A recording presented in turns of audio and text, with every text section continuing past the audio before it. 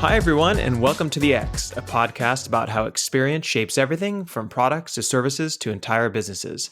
I'm your host, Brian McLean, and I'm here with Demetrius Madrigal. This is a season 1 bonus episode. Since we just can't stop doing this because we're having so much fun, we decided to jump in on a really fun and exciting topic. Demetrius, are you pretty excited about today's topic? Oh, yeah. This is a topic obviously very near and dear to my heart, and I feel like I have so much to say about it. Oh, yeah. Gaming. Today, we're going to talk about gaming, the whole industry. I mean, there has been some major shifts going on, especially over the last 5 years. And we want to jump in and talk about that as well as what's kind of coming down the pipeline in this area. But I wanted to start off, D, by giving you a crazy statistic that I think you're going to be interested in. The gaming industry is now 4 times the size of the film industry. It's worth $159 billion, and it's 3 times the size of the music industry. Are you shocked by that at all, or not so much? No, I mean, it has surpassed the film industry some time ago, and I believe the largest media releases for the last several years have been video games.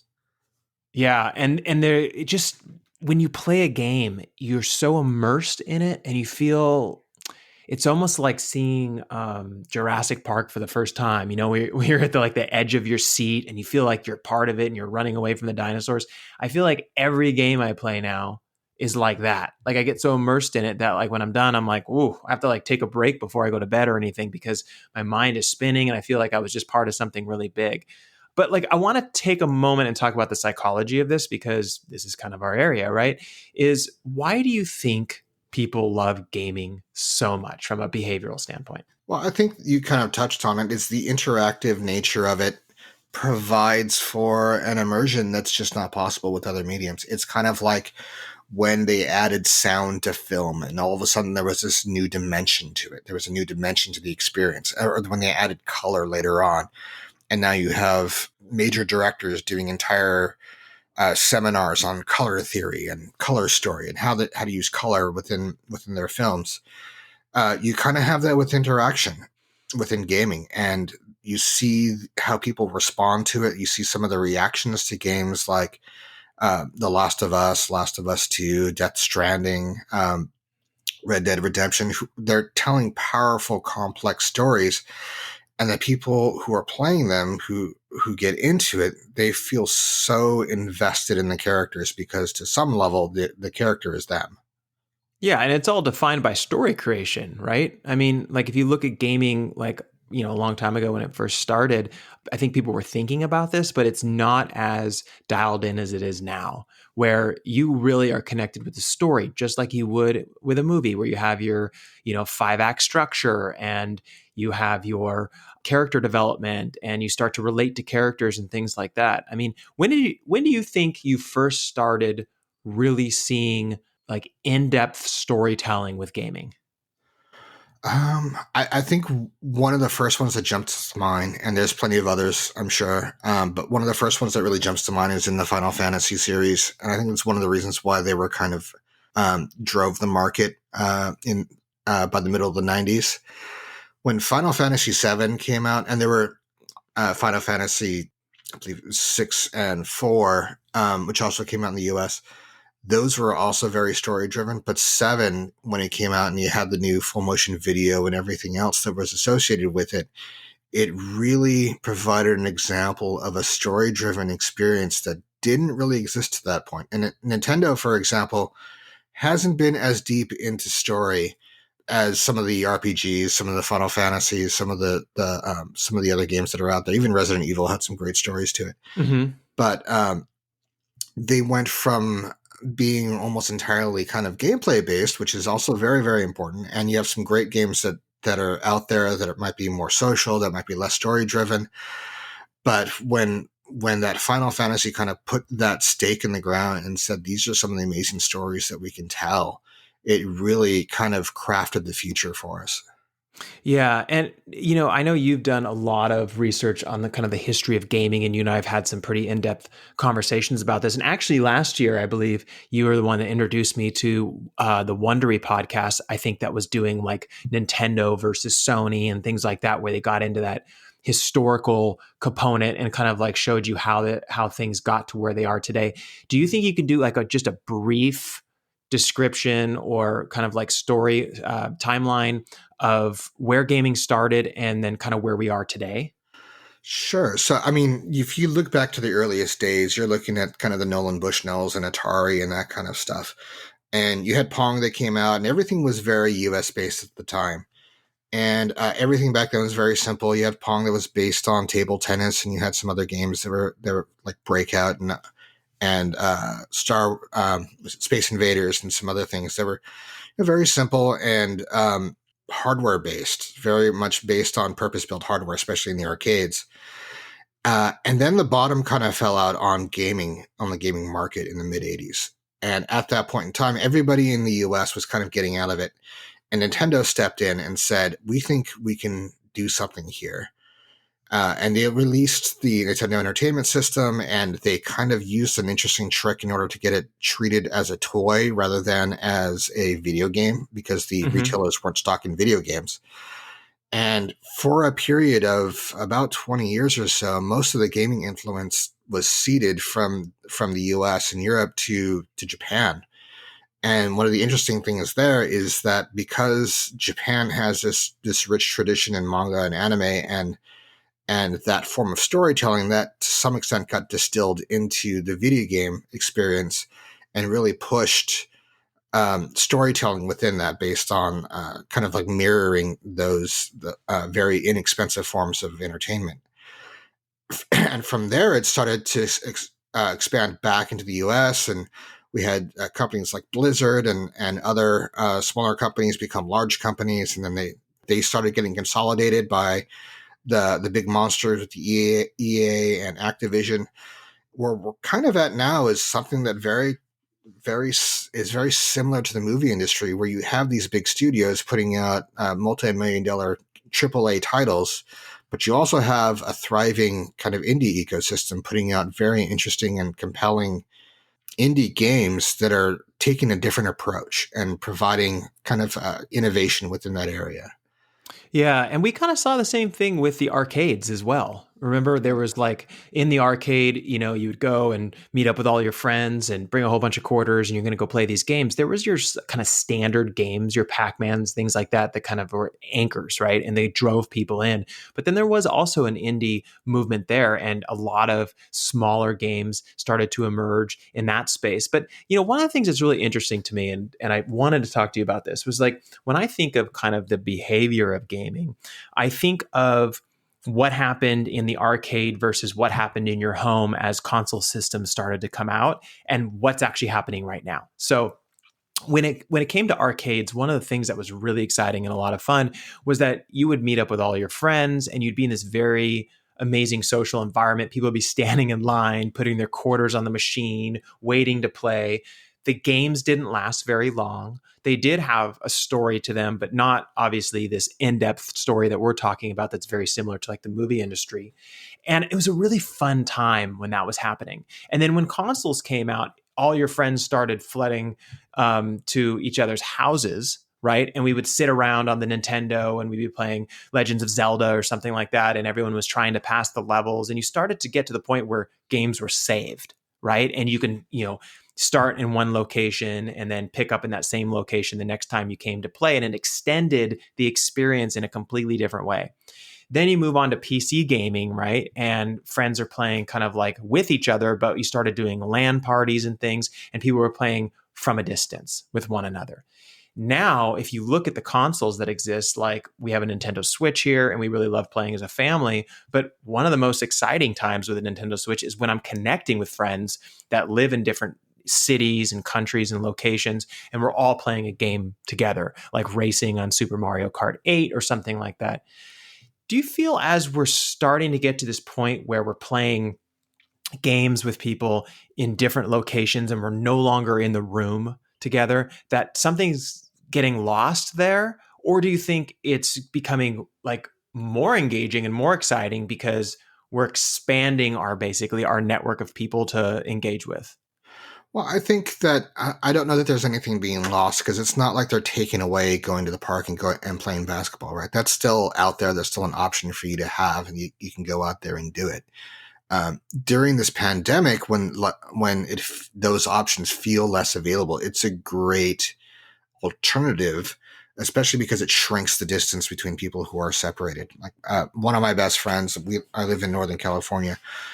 We grew up together. He moved down to Southern California, and it's one of the only ways that we really kind of interact anymore is to get together online and play games because we can't just get together and go out and hit some golf balls or play some basketball or something like that. We have to have an alternative. So I think that it's a great option. It's just a question of how it's kind of implemented. And right now, with kids not being able to go outside, our state's been on fire for a good portion of this year. So, Yeah. it's not like you can go out and ride bikes anymore when you have unhealthy air out. So it's another option in the toolbox. And the idea that you can get onto a gaming console or a PC and start playing a game with someone from, the other side of the country or the other side of the world, and maybe you get to know that person a little bit and see their perspective. I think that's a fantastic capability that more and more people will be taking advantage of. And we're going to start seeing that mirrored with film watching also, with some of these watch together features that are starting to come out. Yeah, I'm actually really excited about that as well because I think that'll be a lot of fun. The other thing that I read about, which is kind of a side note to this, is that it's been really helping a lot, I guess, with depression and PTSD. Is Yeah. that people who are dealing with some stronger emotions during this challenging time, it takes them away from the news and all the stuff that we're hearing about all day long. It's always negative stuff, unfortunately, and it allows you to escape for a little bit, and then it kind of helps reset you. Because after you escape, then you kind of come back and say, okay, I feel a little bit better now. I'm going to go do something else. So that's actually a great byproduct of gaming right now. But kind of back to what we were talking about before, I am curious, who do you think is leading the pack right now? Because I know that Nintendo was killing it in the 80s and 90s. And I don't know, I feel like they've kind of always killed it. But there's some pretty tough competitors there now. Yeah, I think Nintendo is definitely always going to be relevant because they are one of the companies that really push the envelope as far as kind of what form gaming takes. Like you think back to all of the controller innovations that have gone on throughout history, and it's almost always been driven by Nintendo, right? They were the first ones to come up with the D-pad. They were the first ones to come up with the rumble feature. They're the first ones to come up with shoulder buttons. These were all things that eventually got copied by everybody else. I think this is a time where you start looking at gaming and what's advancing it. There's obviously Naughty Dog is out there, and they're putting games out that are just kind of mind blowing from a storytelling perspective, from a character perspective, from a gameplay perspective. They're so awesome. They're so engrossing. You have The Last of Us has a TV show being developed by the for HBO that is being developed by the creator of Chernobyl. So I'm really excited to see how that's going to turn out. They also have another movie being put out based on one of their other games. But there's also a lot of the companies right now that I think that are pushing things forward are companies like that who are able to find kind of a really strong storytelling element and then combining that with some strong gameplay. So Red Dead Redemption from Rockstar, also GTA, Grand Theft Auto 5, those are great examples of kind of what is driving the industry right now. And then, of course, you also have a lot of the more social games. You have Fortnite and some of those kinds of games where it's less story driven, much more social, and much more based on kind of a gameplay element. And then and you can't forget the indie games like Untitled Goose Game was just when I have people who I know who are not big gamers who are telling me like we have to play this game together. You know that it's capturing something that is really resonating with people, and it's awesome to see. Yeah, and I want to go back to what you just said about Nintendo. You're like, oh, well, they invented the D-pad and they did this. You have been in UX research, design, strategy, planning for 15 plus years.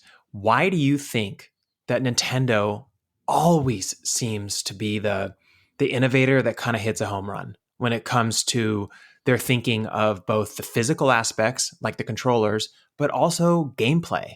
Like, what are they doing differently that other people are kind of somewhat doing now, but never tend to really like excel past them? Well, to be clear, Nintendo's had their failures. I think the Wii U was something that maybe they could have skipped and gone directly to the Switch. Yeah. But I think that Nintendo has done a great job of putting themselves in kind of the mindset their of their customers, of the gamers out there, and they're developing both the hardware and the gameplay in order to complement each other. So when Nintendo 64 came out and it included camera buttons and it included an analog joystick, that was all set up so that they could deliver games like Mario 64. Or when Wii came out and you had the hardware form factor for the controller had motion sensing, so you can support games like Wii Sports. They're integrating things in a way that I don't think a lot of other companies do. I mean, you look at Microsoft, and I've never really felt like them as a company really understood gaming, and it's one of the reasons why they've relied so heavily on acquisitions. They just acquired, or they acquired Bethesda not too long ago, and it's because they within the company, I'm not sure that it's really built into their culture. And I see a lot of people talk about like, oh, if you have the money, you can just throw money at it and you can enter into any space you want to. But if that was true, we'd all be using Google Buzz nowadays, and that hasn't happened. So Yeah, that's true. Yeah. I think it's something where, Microsoft's early success was built on their acquisition of Bungie and Bungie going out there and putting out great games. And I think they're trying to do the same thing with Bethesda.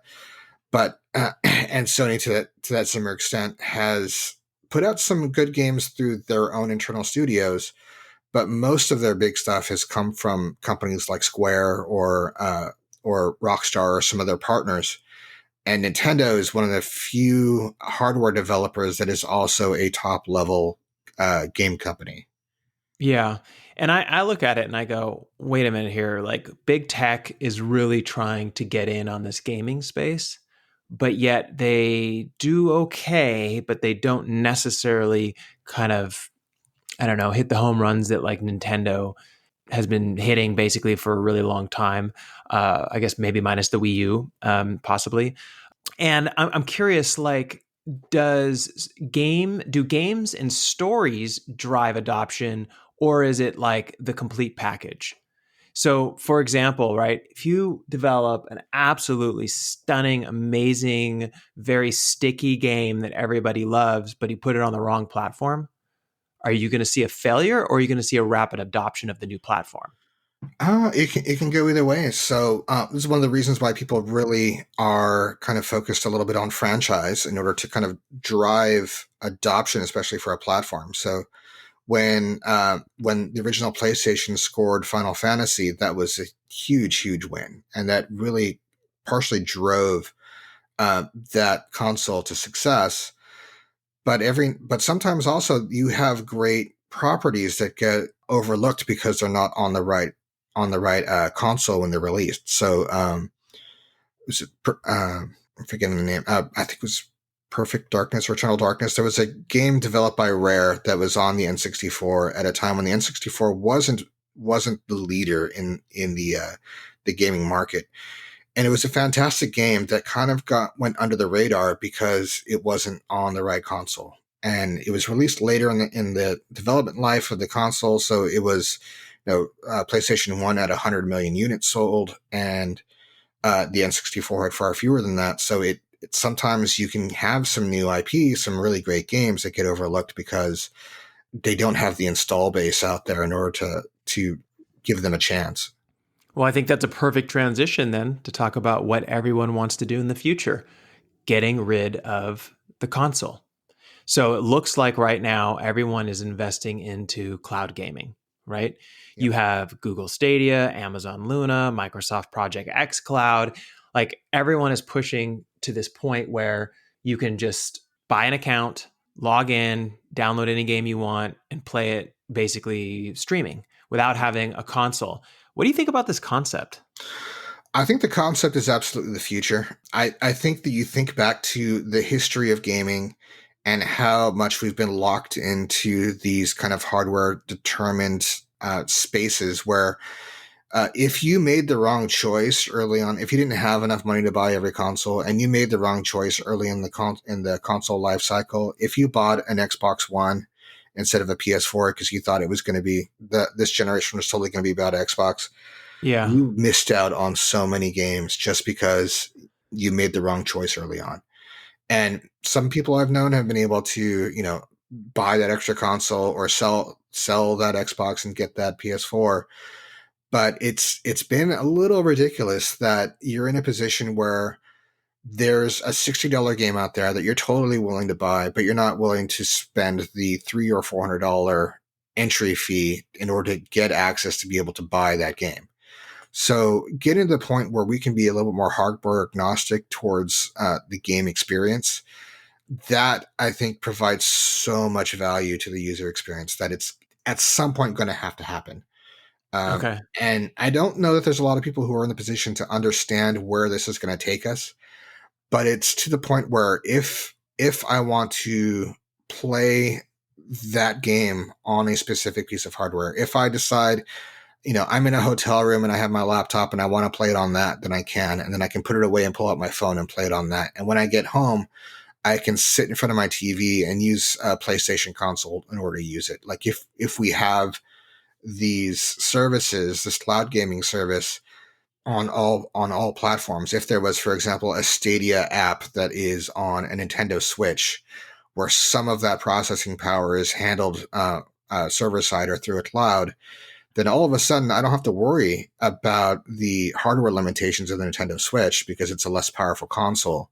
Hmm. I can offload some of that processing to a cloud-based server, and now I can play whatever game I want. I can hop onto the PlayStation 4 or PlayStation 5, take advantage of its local processing power, so there's less bandwidth going through the net and less use of the cloud in order to provide that gaming experience. And then I could switch off to, and I could use that for like a boss battle where I want to have like a big screen and I want to have perfect control with my PlayStation controller or PlayStation Pro controller or whatever that might be. And then switch over for side questing or crafting or something like that. I could switch over to a Switch. I could switch over to my phone. I could switch over to whatever hardware I want. I can turn off the TV and go into my bedroom and play it on my Nintendo Switch instead, or go outside and keep the game going. That level of flexibility, it's the same kind of thing you have with Netflix, where you can stop a movie that's playing on your TV and pick it up on your phone. That is a future that will happen for gaming. It's just a question of Yeah, who's going to be able to bring it out.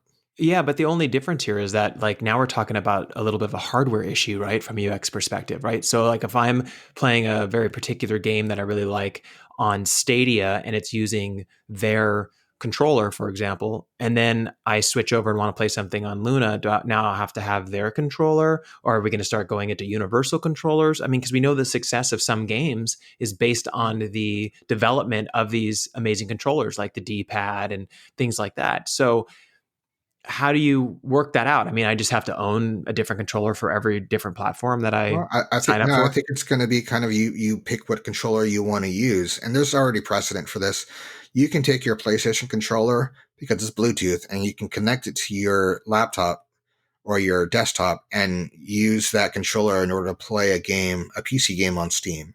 Uh huh. So there's precedent for that. You can use the controller you want to use, and there will probably be a variety of third party controllers out there that might be clones of whatever controller that is out there. So it might be a Joy-Con clone or a DualShock clone out there, or it will just be cross-platform. Microsoft's been pushing cross-platform for a while, partially because they've lost the most recent console war. Hmm. but it is something that the users very much want. And it's something that if somebody can deliver it, and I'm not sure that it's any of these companies, to be honest. I think that I look at Google and Amazon and Microsoft, and I'm not. There's something missing for me as far as their understanding of the gaming landscape. As far as I can tell early on, I don't know that Google has kind of the culture and the background in order to deliver the right experience. And I don't know that Sony or Nintendo, especially Nintendo, because they've tended to be kind of late to the technology innovation standpoint of things. Like their multiplayer is definitely behind what Sony delivers Uh-huh. or Microsoft. I don't know who it was going to be, and I don't know when it's going to be because I feel like the from a technical standpoint, it's all of the tools are available. All the technological development is there, but the infrastructure isn't quite there yet. And that's Yeah. because the bandwidth and the data requirements from the ISPs are kind of outstripping what they're making available to people. Yeah, So but we know that's coming down the pipeline. I mean, we it know will, that yes. bandwidth is going to get better, and eventually everything will be streaming and available. But I mean, it's a typical Silicon Valley thing to do, which is like, oh, we want to develop the platform and host basically all of the games and all of the experiences on our platform, and then you kind of buy into our platform in order to get there. I mean, it's not that's not a typical thing that you see with a company like Nintendo. But there has been talks where people have said like, why doesn't like Apple or Google or Amazon make a huge bid and try to buy someone like Nintendo and have them on their side working with them to kind of make this next level or this future experience more viable. I know what you were saying earlier about like, well, an acquisition doesn't, solve your problems, but in some cases, it can really augment growth, because imagine if somebody like Google or Amazon or Microsoft or Apple or any of these kind of big Silicon Valley tech companies purchases someone like Nintendo and says, okay, we're going to leave you alone, but we're going to work with you on integration so that everybody can get all the different games that you developed in the past and in the future and right now, and have them integrated into our platform so they can stream that stuff from anywhere and have a more seamless experience. It might work. It might. I think that for the American tech companies like a Google or a Microsoft or an Amazon to take a look at a company like Nintendo, I think there's a big cultural gulf there. And that's not just because Nintendo is a Japanese company. It's also because Nintendo is, I mean, they're just technologically it's like slower to adapt to kind of the technical advancements. They're a little bit like they're a little bit late adopters for some of the technology. And I imagine they'll get there. I mean, PlayStation has had a cloud streaming service for a while. So you have PlayStation Now. Nintendo has been trying to put that out, but I'm not sure that they're the right ones to really get us to a real cloud experience. One thing I will point out though is that when somebody figures it out, and it might be like an Epic Game Store or Steam, and I know there are gamers out there who are just hate the idea that it could be a company like Epic, but it very well could be. And it could also be a company like Netflix or Amazon putting this in part of their Prime bundle. It is a differentiator for a streaming service because at a certain point, content libraries are going to fill up and it's going to be less about who has the better content because they're all going to be on the even playing field.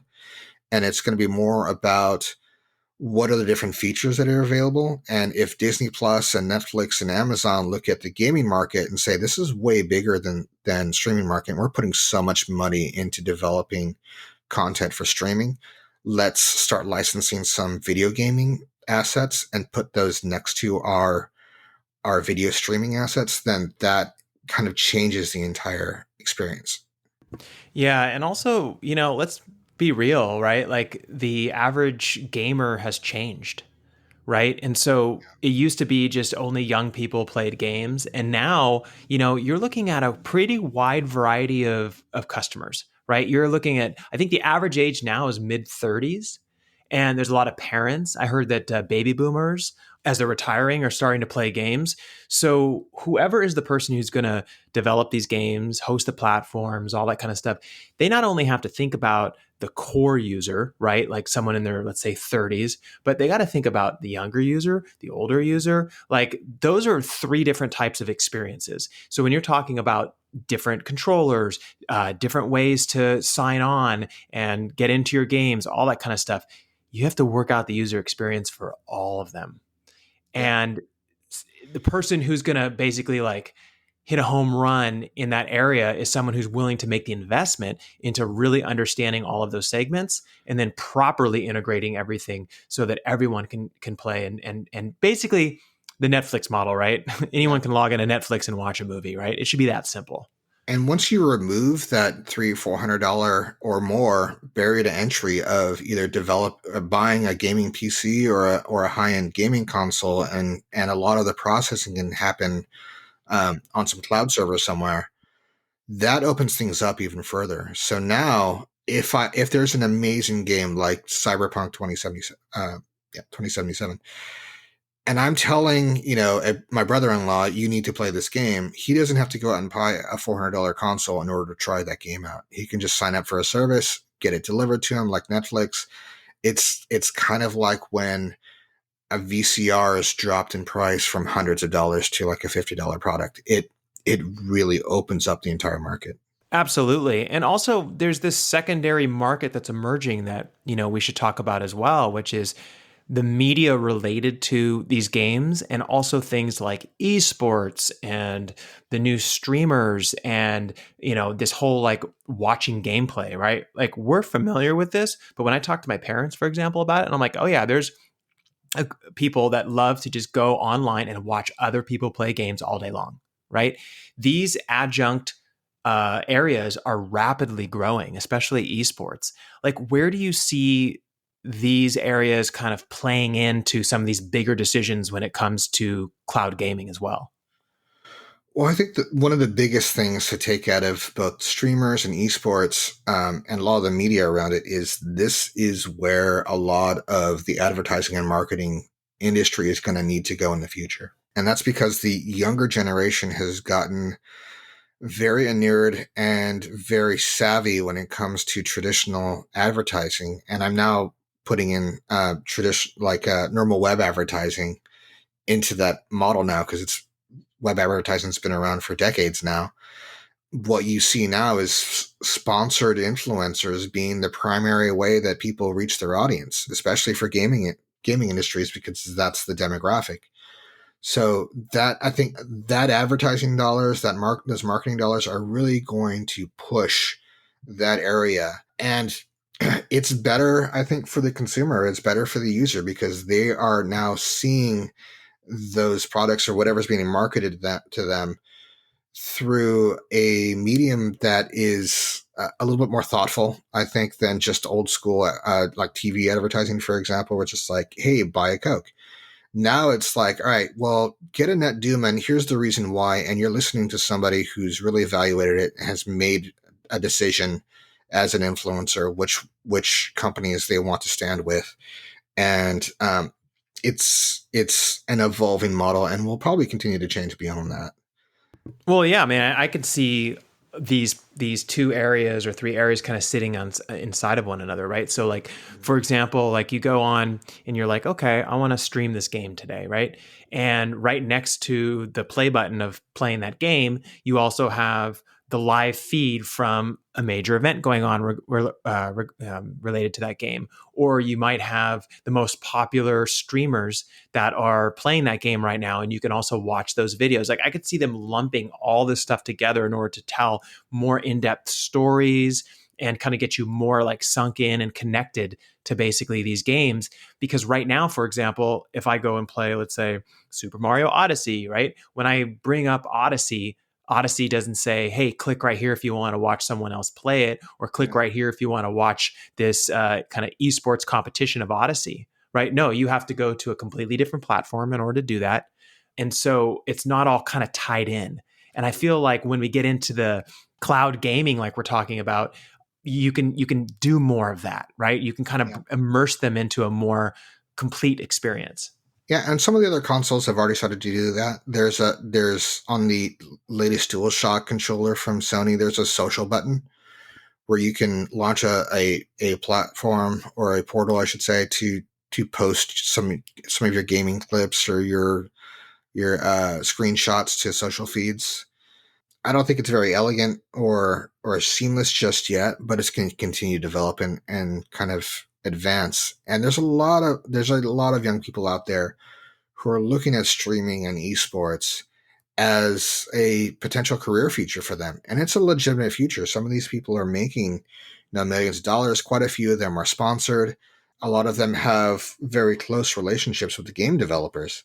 So it's a very interesting future as far as it's an evolution from what used to be kind of the media personalities in the past to a new generation.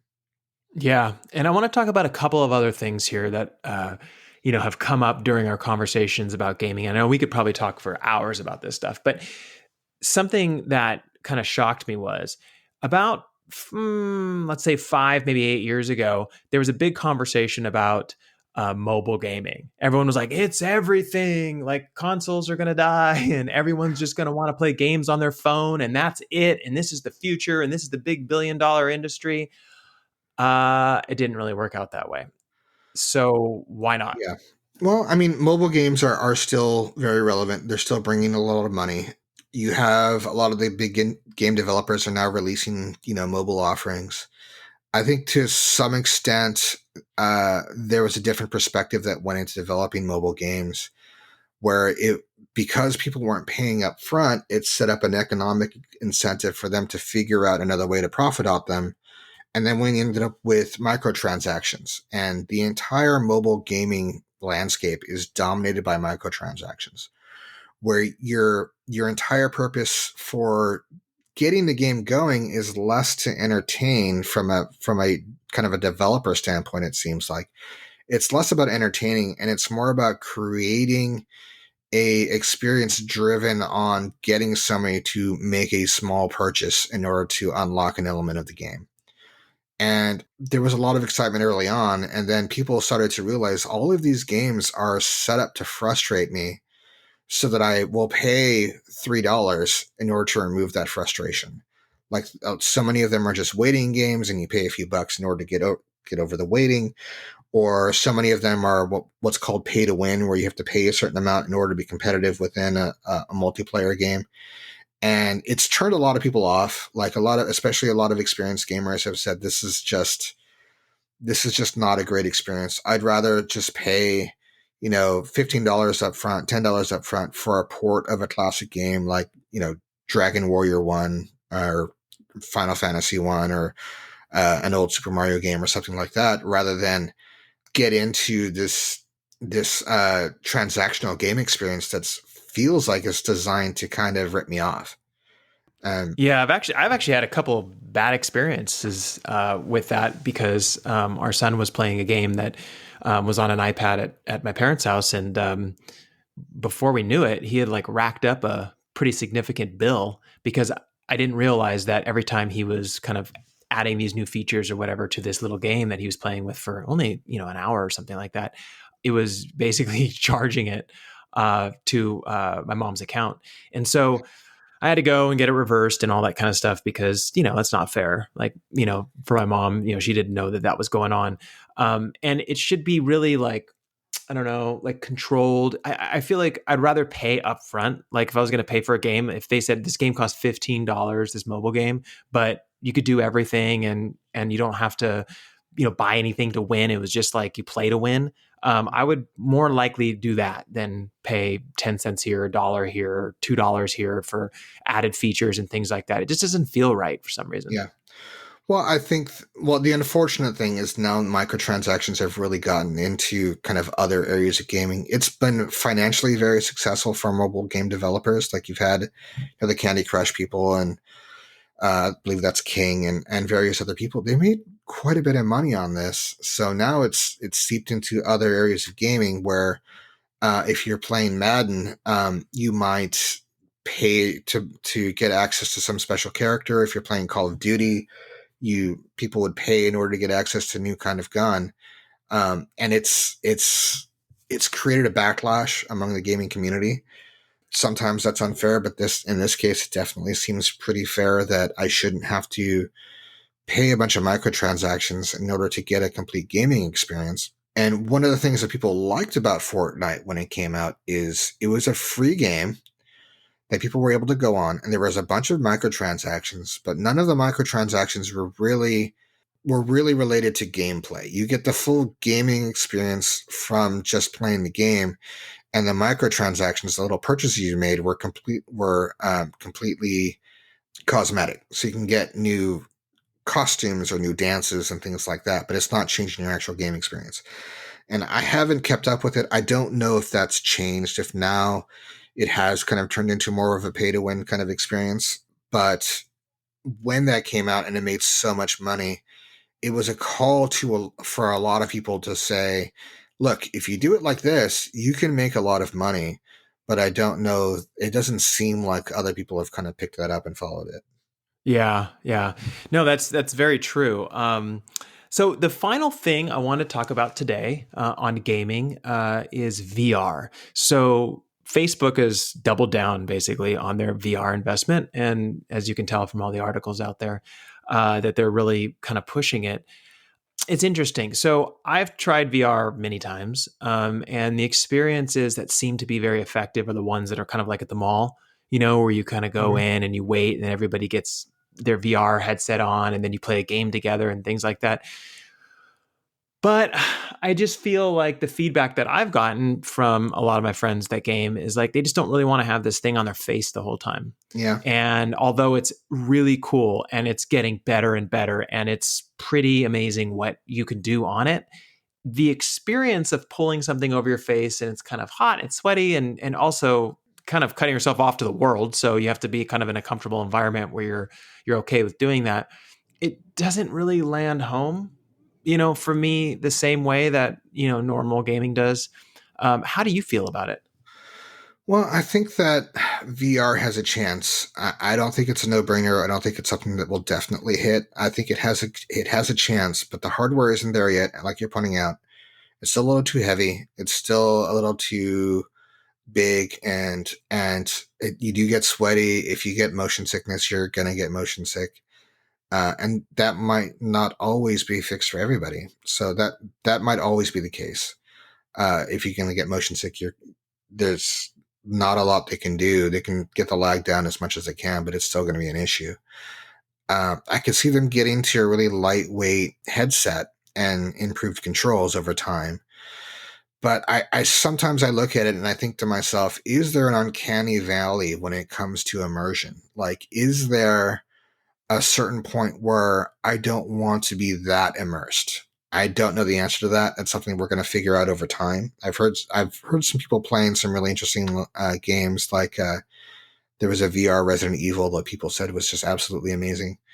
We're going to have to see, and what it's going to require at a baseline is it's going to require more lightweight, higher resolution headsets that can breathe much better and don't make you feel like you're wearing a massive helmet on your head. It's going to take better controls. It's probably going to take some kind of distributed processing, like a cloud-based gaming, so that you don't have to be necessarily tethered to some $1,000 PC in order to get access to these games. And then we'll see what kind of experiences people can craft. The other part of it is what the game designers can do to really take advantage of a new kind of medium of gaming, like the entire set of assumptions that you have for traditional gaming versus VR are going to be different. So you need that Shigeru Miyamoto style innovator to step in and say and provide the example to the world of like what a great VR game is. And there's some great ones. Beat Saber is a lot of fun, but at the same time, it feels like the content is kind of constrained. And after you play for about, 30, 40 minutes, you're hot, you're sweaty, you're like, all right, I need to take a break. Maybe you have a headache. These are all things that need to get figured out. Absolutely.